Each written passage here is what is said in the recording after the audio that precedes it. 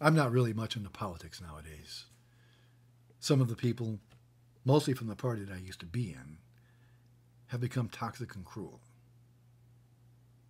I was a Reagan Republican. I'm now an independent. I believed in freedoms that this country can provide, but the Republican Party is really gone. Whatever they say it is now, it's not the party of freedom and liberty, and definitely not the party to help realize the American dream. It's not free to have laws designed to take control of what we do in our bedrooms, or what happens between us and our doctors, or what books we read, or what religion we follow, or what's taught in schools. A post that I ran across recently really emphasized the change of this once proud party. This post was from a farmer, and I have to say, I really relate to it. And it goes like this. We are restoring our original 40-acre family farmstead. It's been neglected for years. Having been working on it for the last year, it has given me time to think about the Republican Party and how I will vote in 2024. My dreams for both the land and the party are like a river. A day hasn't passed when I haven't dreamed of the men and women who have worked this land before me, of the triumphs and good crop years and family milestones, the devastating losses we experienced in the bad years. Those would have broken weaker folks. The people who came before me were not perfect, but they gave perfectly. Each left behind a better place for their kids. Some never came back from wars. My grandpa was a war hero, but never talked about his time overseas. It was too hard. He taught me the meaning of sacrifice. My father never yelled at me, not once. I know how rare he is. He did cry once, though, during my childhood. Ironically, it was to Old Yeller. I never heard a swear word, not even when I shot out the window with my BB gun, or nearly cut my thumb off in an accident, or when I did a million stupid things. On Sundays, all chores except for feeding the animals or watering crops were done. They were stopped. They don't know it's the Sabbath, and shouldn't starve for our faith, my father would say. I always knew he wasn't just talking about the crops, but about our neighbors who believed differently. One time, I made fun of someone who was of a different religion. The next Sunday, my father took us to that church so we could see that these were good people.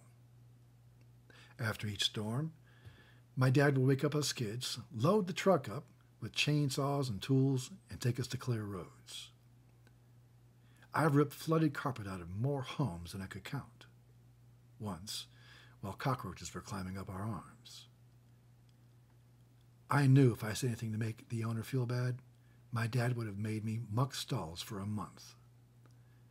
My dad was a proud conservative. He was a proud Republican. He embodied what I believe conservatism is. As the family farm grew, the original land was left behind. A scrubby forest took over the fields. Fences and foundations were lost to time. Likewise, the original farmstead, conservatism, has been abandoned for new pastures. We've lost it to poison ivy and thorny brambles. The party has embraced politicians who defame religion and who hate our neighbors, who take from the poor. I've watched as they've worshipped adulterers. It seems that when storms come, the party shows up for its billionaires, but leaves the rest of us to rot.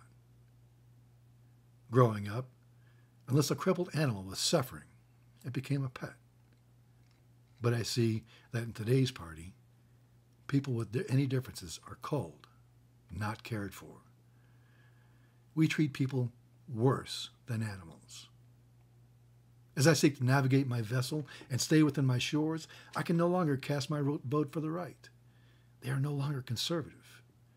I remember they have given in to their very impulses that Dad trained us out of. The Republican representatives in Congress follow the lead of a person who has led the top of the ticket for almost 10 years and is full of vitriol, foul language, and degrading speech. I can no longer vote for them. My integrity counts and matters more than popularity. While I don't remotely believe in the far-right threats of losing my farm if Harris wins, I'd rather vote my conscience and be wrong than lose my integrity when I know I'm already right about Trump's character. While the Republican Party seeks to expand its party into new fields, there are some of us staying behind to tend to the original concepts of conservatism, the brand that at one point was built on decency and love for others. We are caring for the fields and preparing for any party who wants us with them. The Democrats embody my father's values, more to me than the Republicans. It's as if the polls have flipped. And to those who say a farmer can't vote blue, I don't think the farmers who I descend from would have voted red in 2024. I stand on my family farmstead willing to embrace either party that comes to me. Until then, I see Trump as a bigger threat to my values. And I see Harris as the person who truly understands the working and middle class. Trump stiffed the working class throughout his career and in his tax policy as well. Harris has worked at McDonald's to pay for school, and we all know Wells is not wealthy. I will vote for the people who better reflect me. I will answer to the good Lord as my captain, not the idol of Trump or trolls in the comments. I will vote for my kids and the real threats I see, not the vagaries hurled at me like mud at a wall to somehow scare people like me to abandoning our conscience. To those who oppose my vote for Harris, know that I would fight for your right to vote for Trump or anyone else. Because despite the divisive partisanship our great nation faces, we are first Americans. We don't hate. We won't give anyone that kind of power, but we do watch with open eyes and stand horrified at what my father's party has become. There's too much at stake. This year, we will vote for the party that keeps the government of my daughter's lives, my son's books, safe. Give them those freedoms to make those decisions. And those that show up for the needy after a storm, but even more important, we will vote against the cancer of Trumpism that has caused the party to sell out to a convicted felon, somebody who's morally bankrupt, a philanderer who has cost thousands of jobs through multiple bankruptcies. And realize this, I'm just holding the mirror so you can see.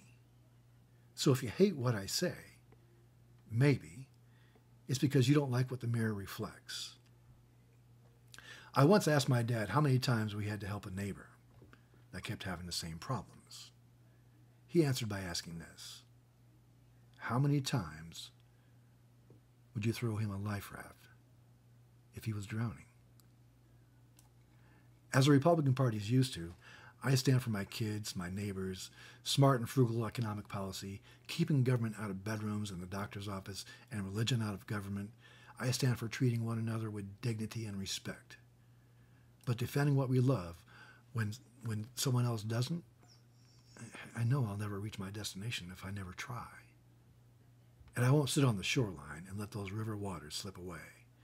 I believe in throwing out life rafts as often as someone or an entire party keep falling out of the boat. We are busy at this farm, but not too busy to do our small part, with love, with hope, and above all, with charity. This farmer and his family will vote for Harris Walls in 2024. After going through that post, I realized a lot has changed over the years. Now, hopefully that mirror I showed you will help you see that there is something wrong with the Republican Party. It's not too late to fix, but if we keep going down this path, I don't know what's going to happen.